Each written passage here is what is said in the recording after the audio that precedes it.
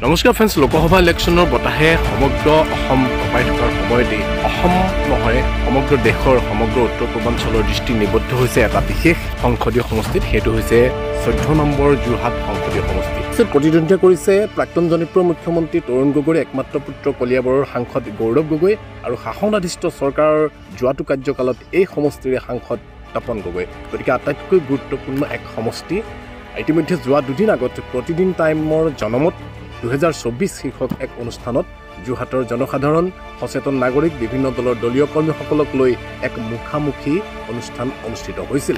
আৰু এই অনুষ্ঠানত যোগেদি আগন্তুক নিৰ্বাচনত জনমত কোন দিশলৈ যাব কিছু আভাস পাব পাৰিব আপোনালোকে। গতিকে সেই ভিডিঅ'টো শেষলৈকে চাব আৰু ভাল পালে এবাৰ শ্বেয়াৰ কৰি চেনেলটো ছাবস্ক্ৰাইব কৰি থ'বলৈ নাপাহৰিব।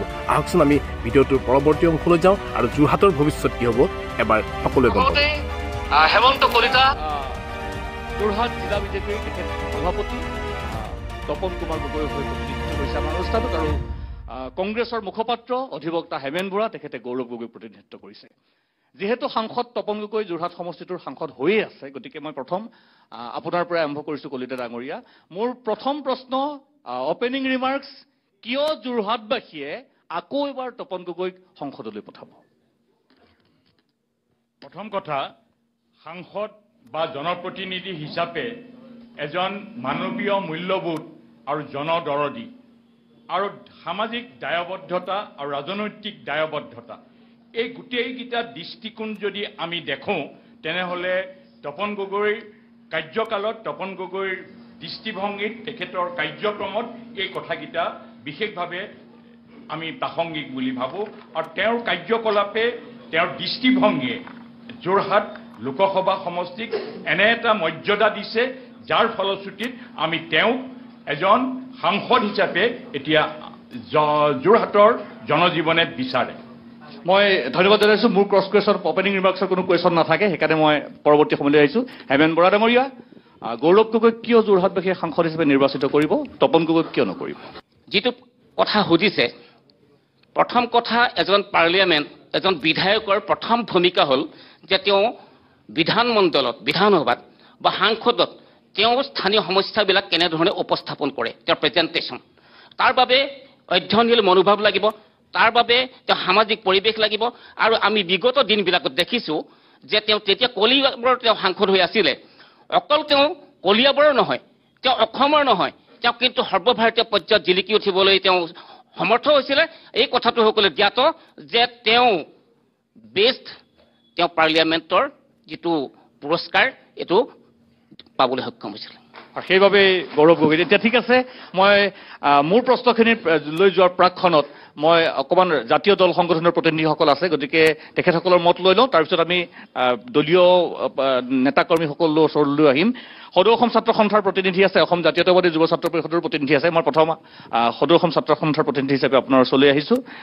যে প্ৰথম কথাটো হ'ল যে আমাক এজন যোগ্য সাংসদ লাগে, দল যিয়েই নহওক, আমাক যোগ্য সাংসদ লাগে আৰু আমাৰ সমস্যাখিনি সংসদত উপস্থাপন কৰিব পাৰিব লগা সাংসদ এজন লাগে। আপোনালোকৰ প্ৰতিক্ৰিয়া কি হ'ব? সমস্যাসমূহ, কোনখিনি সমস্যাক লৈ জনপ্ৰতিনিধিসকলে ইছ্যু বেছ পলিটিক্স কৰা উচিত, আৰু যোৰহাটক লৈ কি ধৰণৰ যোৰহতীয়া হিচাপে আপোনাৰ বিশ্লেষণ? হয় সুনীতা, লোকসভা নিৰ্বাচন সমাগত। এতিয়া বিভিন্ন ৰাজনৈতিক দলে বিভিন্ন এজেণ্ডা লৈ ৰাইজৰ মাজলৈ আহিছে, আৰু তেনে সময়ত আচলতে এই সময়ছোৱাই আচলতে ৰাইজৰ কাৰণে এটা উপযুক্ত সময়। তাৰ পাছত জনপ্ৰতিনিধিজন ৰাইজৰ ৰজা হ'ব, আৰু তেনে প্ৰেক্ষাপটত আমি আচলতে গুৰুত্বপূৰ্ণ স্পৰ্শকাতৰ বিষয়বোৰ আমি আলোকপাত কৰাটো অত্যন্ত প্ৰয়োজন আছে। আৰু বিশেষকৈ দেখিছোঁ ৰাজনৈতিক দলবোৰে কোনো জাতীয় সমস্যাবোৰক লৈ, জাতীয় বিষয়বোৰক লৈ কোনো ধৰণৰ তেওঁলোকৰ এজেণ্ডা নাই। বৰ্তমান অসমত প্ৰায় 90 লাখ হিতাধিকাৰী আছে, তাৰ পৰা 1.5 কোটিলৈ কেনেকৈ নিব পাৰি, এই বিষয়বোৰহে আচলতে বিশেষকৈ আলোচনা হৈছে। অসমত প্ৰায় 3 কোটি 30 লক্ষ মানুহ আছে, তাৰ ভিতৰত যদি 1.5 কোটি মানুহে চৰকাৰৰ ওপৰতে যদি নিৰ্ভৰশীল হ'বলগীয়া হয়, তেতিয়াহ'লে আমি স্বত্বাধিকাৰী কেতিয়া হ'ম, আত্মনিৰ্ভৰশীল কেতিয়া হ'ম, এই বিষয়বোৰ আচলতে সকলোৱে অনুধাৱন কৰাৰ প্ৰয়োজন আছে। আৰু দ্বিতীয়তে ক'ব বিচাৰিছোঁ যে যোৰহাটৰ লোকসভা সমষ্টিটোত প্ৰায় 17,18,272 জন ভোটাৰ আছে। এটা ভৌগোলিকভাৱে এটা বৃহৎ সমষ্টি, তাত ৰাইজৰ বিভিন্ন আশা আকাংক্ষা, ৰাইজৰ বিভিন্ন মতামত আছে। দ্বিতীয়তে ক'ব বিচাৰিছোঁ যে যোৰহাটৰ বিধানসভাৰ ক্ষেত্ৰত যদি আমি কওঁ, যোৰহাটৰ বিধানসভাত ৰাস্তা পদূলি বহলীকৰণ বা বিভিন্ন গুৰুত্বপূৰ্ণ পদক্ষেপ আমি লোৱা দেখিছোঁ। কিন্তু আনফালে যদি আমি চাওঁ, আজি ৩৭ নং ৰাষ্ট্ৰীয় ঘাইপথৰ যিটো দুৰৱস্থা, প্ৰায় 10 বছৰ অতিক্ৰম কৰাৰ পাছতো আজিলৈকে ৰাষ্ট্ৰীয় ঘাইপথটো মেৰামতি কৰিব পৰা নোৱাৰাটো, কাৰ্যক্ষম কৰিব নোৱাৰাটো এইটো চৰকাৰৰ বিফলতা। মই দুইজনৰ ওচৰলৈ যাম, তাৰ আগতে মই আৰু দুটা ভাষ্য দিলেও তেতিয়া উত্তৰকেইটা বিচাৰিবলৈ মোৰ অসম জাতীয়তাবাদী যুৱ ছাত্ৰ পৰিষদৰ তেখেত কেন্দ্ৰীয় নেতা, মই আপোনাৰ ওচৰলৈ আহিছোঁ। আচলতে দেখা পোৱা যায় আমাৰ ৰাজনৈতিক পৰিৱেশটো, যদিও আমি গণতন্ত্ৰ নিৰ্বাচনটো গণতন্ত্ৰৰ আটাইতকৈ মহোৎসৱ হিচাপে আমি উদযাপন কৰাটো উচিত, কিন্তু যিখিনি বিষয় লৈ আচলতে ৰাজনীতি হ'ব লাগে, নিৰ্বাচন এটাৰ ফালে আগবাঢ়িব লাগে, ক'ৰবাত যেন আমি ক'ৰবাত স্থবিৰতা দেখা পাওঁ। আমি খুব তৰল ৰাজনীতিৰ মাজেৰে যেন আমি আগবাঢ়িব লগা হয়, বা ক্ৰিয়া প্ৰতিক্ৰিয়াবিলাক তেনেকুৱা আহে, কোনে কেতিয়া কোনটো দল ত্যাগ কৰিলে, কোনটো দলত যোগদান কৰিলে, সেয়া আচলতে নহয়। ইছ্যু বেছ ৰাজনীতি এটা হ'ব লাগে। বৰা ডাঙৰীয়া আৰু কলিতা ডাঙৰীয়া দুয়োগৰাকী মোৰ লগত একমত হ'ব চাগে। আপোনালোকৰ প্ৰতিক্ৰিয়া, আহ্বান কি থাকিব আৰু যোৰহাটৰ সমষ্টি সাপেক্ষে? প্ৰথমতে ভাষণ প্ৰসংগত, কথা প্ৰসংগত জিলা বিজেপিৰ সভাপতি ডাঙৰীয়াই এটা কথা উল্লেখ কৰিছে যে আমাৰ যিগৰাকী বৰ্তমানৰ সাংসদ তেখেত মানৱ দৰদী বুলি কৈছে। কিন্তু মই দুটা কথা সুধিব বিচাৰিছোঁ। ইতিমধ্যে ছাত্ৰ সন্থাৰ বিষয়ববীয়াগৰাকীয়ে সেইখিনি কথা উল্লেখ কৰি গৈছে যে অসমৰ ইমূৰৰ পৰা সিমূৰলৈ যেতিয়া আমাৰ যিটো 4 লেনযুক্ত ৰাষ্ট্ৰীয় ঘাইপথটোৱেদি মানুহ যায়, এই 37 কিলোমিটাৰ ৰাস্তা যাওঁতে 16 চনতে নিৰ্মাণ কৰি 18 চনত শেষ কৰিবলগীয়া এই পথটো ইতিমধ্যে 3টা কোম্পানীয়ে দায়িত্ব শেষ কৰাৰ পিছত 4ৰ্থ কোম্পানীটোক দিবলগীয়া হ'ল। ইয়াত যি জমৰ যাতনা ভোগ কৰি আহে। মই এতিয়া আপোনালোকৰ ওচৰলৈ যাব বিচাৰিছোঁ, কাৰণ প্ৰশ্নখিনি যদি প্ৰথম দুটা সংগঠনৰ প্ৰতিনিধিৰ মই প্ৰশ্ন লৈ পেলাই আপোনালোকৰ ওচৰলৈ গৈছোঁ। মই যদি কলিতা ডাঙৰীয়াক দুইটা প্ৰশ্ন একেলগ কৰি পেলাই মোৰো এটা সংযোজন কৰি পেলাই প্ৰশ্নটো সোধোঁ যে, হয় আপুনি কৈছে মানৱ দৰদী, কিন্তু তপন গগৈৰ, মাননীয় সাংসদ তপন গগৈৰ, মোৰ প্ৰশ্নটো অকণমান দীঘলীয়া, আপুনি একেলগে লৈ ল'ব। সংসদত যোৱা 5টা বছৰ যদি আমি অকণমান পৰ্যবেক্ষণ কৰোঁ, তেতিয়া এজন সাংসদ হিচাপে যিটো হ'ব লাগিছিল, যিধৰণে 1996 চনৰ পৰা 2001 চনলৈকে হেমন্ত কলিতাই অসম বিধানসভাত দপদপাই আছিল, তেনেকুৱা পৰিৱেশ এটা আমি দেখা নাপাওঁ। প্ৰথম। দ্বিতীয়, তেওঁ কুৱেশ্যন কম কৰিছে, তাত মোৰ আপত্তি নাই। তেওঁ বিতৰ্কত কমকৈ অংশগ্ৰহণ কৰিছে, তাত মোক ক'ব লগা নাই। তেখেতে প্ৰাইভেট মেম্বাৰশ্বিপ বিল উত্থাপন কৰা নাই, তাতো মোক ল'ব লগা নাই। কিন্তু সাংসদৰ যিটো গড়, যিটো এভাৰেজ গড়, যিটো মাপকাঠি, তাত সৰ্বভাৰতীয় পৰ্যায়তকৈ তেখেত তলত আছে। সেইটোত মোৰ ক'ব লগা আছে। আৰু সমান্তৰালভাৱে বিজেপিৰ বাবে যোৰহাট সংসদীয় সমষ্টিটো কি ডাম্পিং গ্ৰাউণ্ড নেকি? যে কামাখ্যাত আছে সাংসদ আছিলে, সেইবাৰ পৰিৱেশ পৰিস্থিতি বেয়া আছিলে, তপন গগৈক আনিলে, এতিয়া তপন গগৈ আকৌ এবাৰ দিছে, গৌৰৱ গগৈক ইয়ালৈ প্ৰক্ষেপ কৰিলে কংগ্ৰেছে। মই তেখেতৰ ওচৰলৈকো যাম। গোটেইখিনি ৰজাৰ পৰা মন্ত্ৰীৰ পৰা সকলো উবুৰি খাই পৰিছে নিৰ্বাচনী বৈতৰণি পাৰ হ'বৰ কাৰণে, অকল গৌৰৱ গগৈ। সেইটোৱেই কাৰণ। আপোনাৰ উত্তৰ? যে যিটো আপুনি প্ৰশ্ন কৰিছে, হয়, যে ডাম্পিং গ্ৰাউণ্ড, এই ডাম্পিং গ্ৰাউণ্ডৰ কথাটোত মোৰ একেবাৰে দ্বিমত আছে। যদি এইবাৰ সাংসদ তপন গগৈক প্ৰাৰ্থী নিদিলেহেঁতেন, তেতিয়াহ'লে বিদ্যায়তনিকভাৱেই হওক বা অন্য দিশৰ পৰাই হওক, তেতিয়াহ'লে এইটো ডাম্পিং গ্ৰাউণ্ডলৈ পৰিণত হ'লহেঁতেন। দি পেলাই পস্তাই থকা হৈছে নেকি এতিয়া? কি কয়? দি পেলাই পস্তাই থকা হৈছে নেকি তপন গগৈ? দি পেলাই অকণো আমি প্ৰশ্ন নাই। কাৰণ যে আমি এনে মানুহ সাংসদ বিচাৰো যাৰ জৰিয়তে সংসদত আপুনি কিছুমান নিয়ম আছে। একজেক্টলি। প্ৰশ্ন কোনে উত্থাপন কৰিব পাৰে, প্ৰশ্নবিলাক কৰিবৰ কাৰণে আমি বহুতে নাজানো যে মন গ'লেই প্ৰশ্ন উত্থাপন কৰিব পাৰে। তাত লটাৰী হয়। লটাৰীত যেতিয়া কম সংখ্যক মানুহৰ পাৰ্টিৰ সদস্য থাকে, স্বাভাৱিকতে তেওঁবিলাকৰ প্ৰশ্নবিলাক অকণমান বেছিকৈ পায়। মই জানো এইটো কথা। 300জন যেতিয়া সাংসদ থাকে আৰু সেই 300জন সাংসদৰ মাজৰ পৰা তপন গগৈ ভাৰতীয় জনতা পাৰ্টীত যোগদান কৰা আজি কেইবছৰ হৈছে। ভাৰতীয় জনতা পাৰ্টীৰ যিটো পৰিক্ৰমা, ভাৰতীয় জনতা পাৰ্টীয়ে যি ধৰণে ৰাজনৈতিকভাৱে চিন্তা চৰ্চাৰ লগত সম্পৃক্ত হৈ থাকে বা ৰাজনৈতিক দায়বদ্ধতা, বিভিন্ন দায়বদ্ধতাৰে পৰিপূৰ্ণ বহুকেইজন এনে ৰাজনৈতিক ব্যক্তি আছে, তাত তেওঁবিলাকৰ শাৰীত তপন গগৈ এতিয়াও বহু কনিষ্ঠ। কিন্তু আজি আমাৰ গৌৰৱ গগৈক তাইক ডেপুটি লিডাৰ দিছে। কিয়? পৰিয়ালতন্ত্ৰবাদক আজি কংগ্ৰেছে পৃষ্ঠপোষকতা কৰে। শশী থাৰুক কিয় ডেপুটি লিডাৰ দিয়া হোৱা নাই গৌৰৱ গগৈ ডাঙৰীয়াতকৈ ভাষাত সলসলীয়া শশী থাৰুৰ 1000 গুণে ওপৰত সুদূৰ ইংলেণ্ডত ভাৰতীয়ত্ব প্ৰতিষ্ঠা কৰিছে স্বীকাৰ কৰোঁ শুনক নিৰ্দিষ্ট মানুহৰ মাজত ক'বলৈ নিদিয়ে ডেপুটি লিডাৰক ক'বলৈ দিয়ে আপোনালোকেও জানে প্ৰশ্ন ক'ত ডেপুটি লিডাৰজনে ক'বলৈ সুযোগ পায় আজিলৈকে কি কৈছে অসম সম্পৰ্কে কি কৈছে গৌৰৱ গগৈ উত্তৰ পূৰ্বাঞ্চল সম্পৰ্কে কি কৈছে অকল মণিপুৰ সম্পৰ্কে ঠিক আছে কলিতা ডাঙৰীয়া এই পৰিৱেশটো নকৰিব গৌৰৱ গগৈ ভাষাত অসম নাই শুনি লওক শুনি ল'বলৈ দিয়ক ধন্যবাদ জনাইছো কলিতা ডাঙৰীয়া অকমান ৰ'ব মই এটা কথা সুধিব বিচাৰিছো মই আপোনাৰ লগত একমত মই এক মিনিট ৰ'ব এইটো ৰাজনীতি আচলতে গৌৰৱ গগৈ নকৰে তপন গগৈ নকৰে হয় মই কৈছো যে এইটো ৰাজনীতি গৌৰৱ গগৈ নকৰে তপন গগৈ নকৰে গতিকে কোনেও নকৰে আপুনি যিটো কথা ক'লে মই প্ৰথম যেতিয়া প্ৰশ্নটো সুধিছো ৰ'ব প্ৰশ্নটো মই কৰি থাকোঁতে ৰ'ব নাই এইটো নকৰিব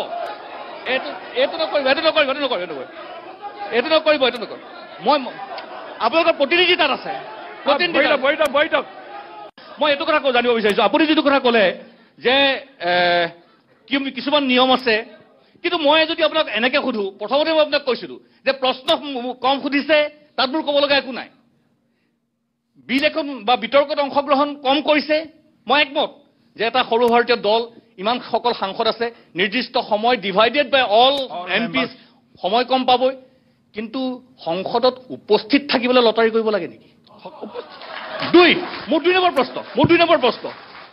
দুই নম্বৰ প্ৰশ্ন উপস্থিতিৰ হাৰ সৰ্বভাৰতীয় পৰ্যায়তকৈ কম তপন গগৈ 2 নম্বৰ প্ৰশ্ন তপন গগৈ ক'ৰ পৰা আহিছে সদৌ অসম ছাত্ৰ সন্থাৰ সাধাৰণ সম্পাদক আছিল যিখিনি বিষয় লৈ এজন ছাত্ৰ নেতাই জীৱনৰ অৰ্ধেক সময় পাৰ কৰিলে সেই বিষয়খিনিক লৈ কোন দিনাখনি তপন গগৈয়ে সংসদত কিবা এটা উত্থাপন কৰিলে 1 অসম চুক্তিৰ 6 নম্বৰ দফাৰ কাৰ্যকৰীকৰণ 2 বান খহনীয়া সমস্যা 6 জনগোষ্ঠীৰ জনজাতিকৰণ বা যিখিনি দাবী লৈ তেখেতসকলে আন্দোলন কৰিছিলে ৰাজপথলৈ ওলাই আহিছিলে অনশনত বহিছিলে মোক কেইটামান উদাহৰণ দিয়কচোন অসম চুক্তিৰ 6 নম্বৰ দফা কাৰ্যকৰীকৰণৰ ক্ষেত্ৰত ভাৰতীয় জনতা পাৰ্টিৰ যি আন্তৰিকতাপূৰ্ণ প্ৰচেষ্টা দেখা মই কৈছো যে এইখিনিৰ বাবে যিখিনি কাৰ্যকৰীকৰণৰ বাবে মন্ত্ৰী পৰ্যায়ৰ পৰা গৃহমন্ত্ৰী পৰ্যায়লৈকে যিখিনি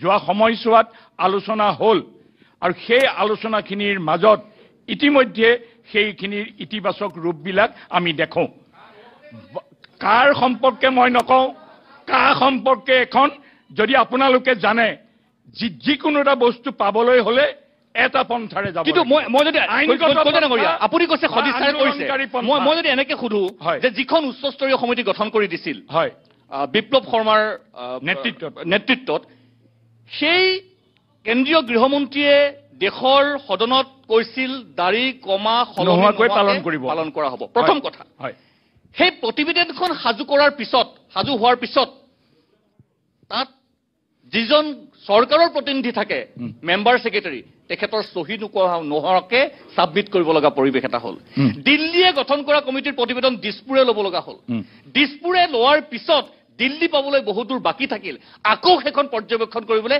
এখন মন্ত্ৰী পৰ্যায়ৰ বৈঠক কমিটি গঠন কৰি দিয়া হ'ল অজন্তা নেওগ অতুল বৰাৰ নেতৃত্বত এয়া হৈছে কিছু কাম কৰিবৰ বাবে আমি কৰিব লাগে গতিকে কৰিবৰ বাবে একটা ঘোষণা দিয়ে ব্যৱস্থা নকৰোঁ ভাৰতীয় জনতা পাৰ্টিয়ে এনে ব্যৱস্থাৰে কাৰ্যৱলী কৰে যি কাম আন্তৰিকতাপূৰ্ণ আৰু বাস্তৱসন্মতভাৱে হ'ব লাগিব আইনগতভাৱে ৰূপায়ণ কৰা আৰু প্ৰশাসনীয়ভাৱে ৰূপায়ণ কৰিবৰ বাবে যিখিনি ব্যৱস্থাৱলী গ্ৰহণ কৰিব লাগে সেইখিনি ঘপককৈ হৈ নপৰে এখন আইনগত কথা বা তাৰ কাৰ্যকৰীকৰণৰ কাৰণে যিখিনি ব্যৱহাৰিক প্ৰক্ৰিয়া কৰিব লাগিব সেই ব্যৱহাৰিক প্ৰক্ৰিয়াবিলাকৰ লগত সময়ৰ কিছু সময় আছে আৰু নিশ্চয় ভাৰতীয় জনতা পাৰ্টীয়ে অসমৰ জনজীৱনক এনেভাৱে গতিশীল আৰু এনেকুৱাভাৱে আশ্বস্ত কৰি তুলিছে য'ত আমি তাত সন্দেহ কৰিবলগীয়া সময়টো পাৰ হৈ যাব নে দেৰি হোৱা নাই ঠিক হয় মই অনুভৱ কৰোঁ যে কিছু আৰু গতিত ত্বৰান্বিত হ'ব লাগিছিল কিন্তু সময়ে সময়ে আমাক কৰবাত যেন জ্যোতি পেলাইছে তেনেকুৱাও এক পৰিৱেশ হয় কিন্তু মই এটা শাসকীয় দলৰ এটা বিশেষ দায়িত্বপ্ৰাপ্ত ব্যক্তি হিচাপে বা মোৰ ৰাজনৈতিক জীৱনৰ বিভিন্ন চৰকাৰৰ কাৰ্যকলাপবিলাক বিশ্লেষণ কৰিলে মই দেখোঁ যে ভাৰতীয় জনতা পাৰ্টীৰ চৰকাৰখনে অসমৰ এই বিশেষ বিষয়টোৰ ক্ষেত্ৰত অতি আন্তৰিকতাপূৰ্ণভাৱে লৈছে অনাগত দিনতো সেই আন্তৰিকতাপূৰ্ণ ব্যৱস্থাৰে অসমৰ জনজীৱনক আশ্বস্ত কৰি তুলি তাক ব্যৱহাৰৰ আৰু কাৰ্যকৰীকৰণৰ বাবে ব্যৱস্থা ল'ব দল সংগঠনে ক'ব মই এতিয়া হেমেন বৰা ডাঙৰীয়া আপোনাৰ ওচৰলৈ আহিছোঁ প্ৰশ্ন যিহেতু তেখেতসকলৰ কিছু শাসক পক্ষলৈকে গৈছে কিন্তু মোৰ কথাটো মই যদি আপোনাক এনেকৈ সোধোঁ যিটো আমি পেৰাচুট লেণ্ডিং বুলি কওঁ আজি শাসক পক্ষই অভিযোগ মোৰ প্ৰশ্নকেইটা শাসক পক্ষৰ অভিযোগৰ লগত সম্পৃক্ত কেইবাজনো মন্ত্ৰীয়ে ইয়াত নিৰ্বাচনী প্ৰচাৰ চলাই আছে যে যিটো কথা হেমন্ত কলিতা ডাঙৰীয়াই প্ৰথমতে উত্থাপন কৰিছে যে তেখেতে উপদলপতি পাইছে অকল তৰুণ গগৈৰ সন্তান গৌৰৱ গগৈ হোৱাৰ বাবে তেখেতে উত্থাপন কৰিছে মই সেইটো প্ৰসংগলৈ নাযাওঁ যে শশী থাৰুৰ বহুত ফাৰ বেটাৰ দেন গৌৰৱ গগৈ সেইখিনিক মোক ক'ব লগা নাই কিন্তু সেইটো একেবাৰে নোহোৱাও নহয় কথাটো যে তৰুণ গগৈৰ পুত্ৰ গৌৰৱ গগৈ নোহোৱা হ'লে সাংসদ 2014 চনত 2019 চনত সাংসদ এইখিনি পৰিয়ালতন্ত্ৰৰে এটা অংশ নেকি প্ৰথম কথা হেমন্ত কলিতাদাই যেতিয়া কথা কৈছিলে মই কথা কোৱা নাই আৰু নিশ্চয় কোনো হুলস্থুল নকৰিব আৰু মই এনেকুৱা কথা নকওঁ যিটো মোৰ হাতত তথ্য নাই মই প্ৰত্যেকটো তথ্য সমৃদ্ধভাৱে ক'ম তাত যদি হুলস্থুল কৰে তেতিয়া ভাবিম যে আমাক কথা ক'বলৈ সুবিধা দিয়া নহয় তেখেতে যথেষ্ট সময় কৈছে প্ৰথম কথা গৌৰৱ গগৈ ডাঙৰীয়া আজি তাৰিখত কি সেই কথাটো নতুনকৈ চিনাকি কৰি দিয়াৰ কোনো প্ৰয়োজন নাই নিজৰ যি যোগ্যতাৰ বলত তেওঁ শ্ৰেষ্ঠ পাৰ্লিয়ামেণ্ট হ'ব পাৰিছে নাম্বাৰ 1 নাম্বাৰ 2 তেওঁ দুবাৰকৈ কলিয়াবৰ পৰা জিকাৰ পিছত আজি তাৰিখত তেখেতক 3টা সমষ্টি নিজে কৈছে যে তেওঁ 3টা ঠাইত আবেদন কৰিছিলে নগাঁও কাজিৰঙা আৰু ইয়াত তেওঁ পিতৃগৃহৰ কাৰণে ইয়ালৈ তেওঁ আহিছে আৰু দেখিছে ইয়াত কিছু কংগ্ৰেছৰ কিছু মানুহ বাহিৰ হৈ যোৱাৰ বাবে ইয়াত আচলতে যিটো এটা ফুট বৈছে এটা কাৰেণ্ট আছে ভিতৰুৱা আৰু মই কৈছোঁ হেমন্ত কলিতা ডাঙৰীয়াই যিটো কথা কৈছে যে তেখেতে কৈছে যে তেখেতসকলে প্ৰতিশ্ৰুতি পালন কৰে আৰু অলপ পলম হ'ব পাৰে মই তথ্য সহকাৰে দুটামান কথা কম সকলোৱে জানে যদিও যিহেতুকে মই সুযোগ পাইছোঁ এই কথাটো মোক ক'বলৈ দিব লাগিব প্ৰথম কথা 2014 চনত যেতিয়া মোদী ডাঙৰীয়া যেতিয়া নিৰ্বাচনত নামিছিলে প্ৰথমবাৰ প্ৰধানমন্ত্ৰী হৈছিলে তেখেতে কৈছিলে যে 16 মে'ৰ পাছত বিদেশী তালি টোপোলা বান্ধিব লাগিব কিন্তু আজি তাৰিখত সেই বিষয়টোৰ প্ৰতিশ্ৰুতি কেনেকুৱা ধৰণৰ মই তেখেতৰ পৰা জানিব বিচাৰিম দ্বিতীয়তে কৈছে যে বিদেশত থকা ছুইচ বেংককে ধৰি তেওঁলোকে টকাখিনি আনিব 15 লাখকৈ বিতৰণ কৰিব পুৰণা সাধু কথা হ'ল এইবিলাক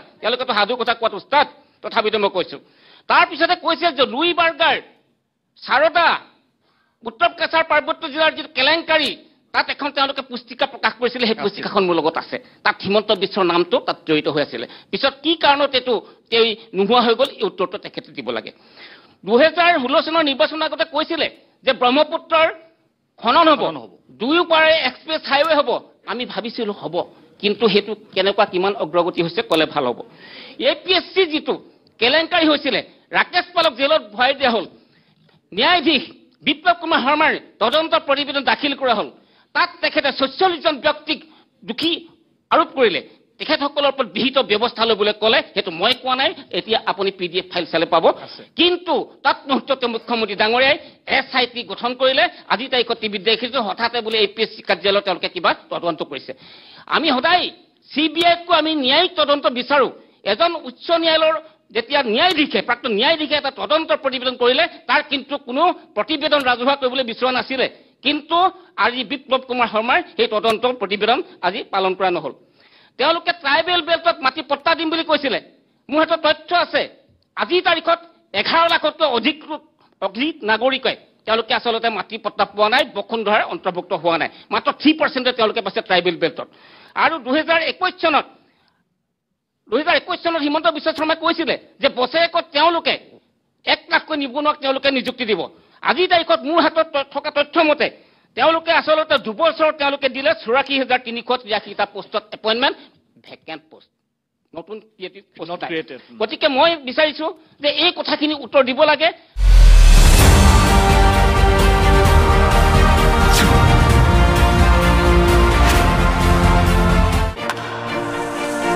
आज इंडिया के कोने कोने में देश देख रहा है बड़े बड़े सपने।